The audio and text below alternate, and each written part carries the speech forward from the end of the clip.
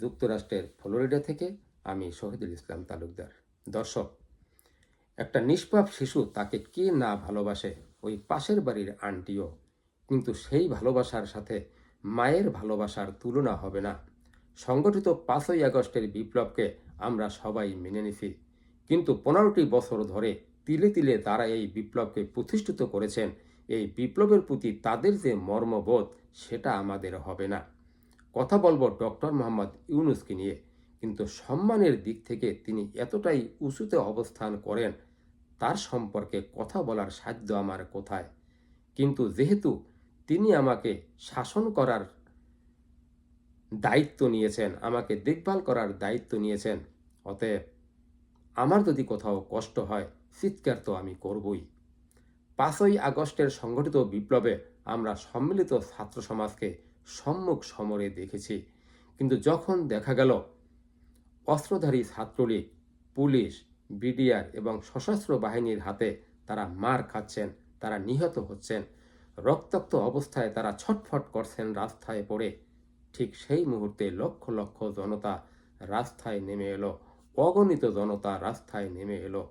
এই যে জনতা রাস্তায় নেমে এলো, এর পিছনে রাজনৈতিক সিদ্ধান্ত ছিল, কিন্তু ডক্টর মোহাম্মদ ইউনূস তার বক্তব্যে সেটা এড়িয়ে গেছেন।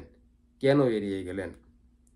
দ্বিতীয়ত, আপনি আপনার উপদেষ্টা পরিষদে যাদেরকে রেখেছেন, হাতে গোনা 2-4 জনকে বাদ দিলে বাকি তাদেরকে রেখেছেন, তারা তো ওই পার্শ্বের বাড়ির আন্টির মতো। আর পার্শ্বের বাড়ির আন্টির মতো বলেই এত বড় একটা বিপ্লব হয়ে গেল। সেখানে সালমান এফ রহমান আর আনিসুল হকেরা জেলখানায় বসে গল্প করে, বাসায় থেকে আনা পছন্দের রান্না খায়। হাসান মাহমুদেরা নাকের ডগা দিয়ে পালিয়ে বেলজিয়াম চলে যায়।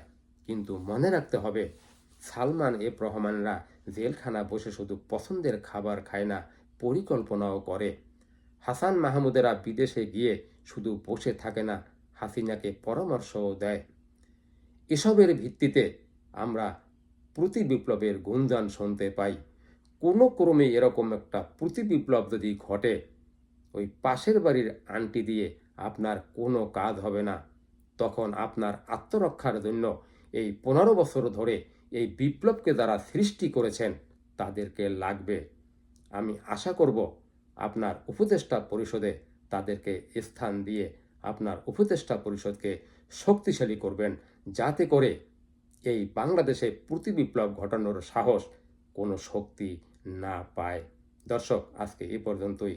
ভালো থাকবেন। আসসালামু আলাইকুম।